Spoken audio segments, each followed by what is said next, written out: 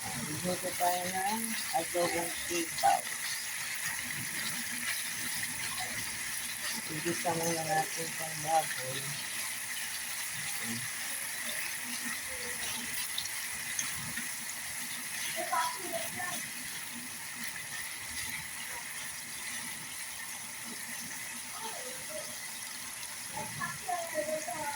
Siyempre, meron tayong ayan, bawang at sibuyas.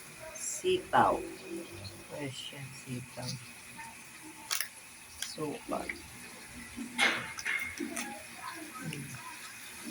Oh, sarap.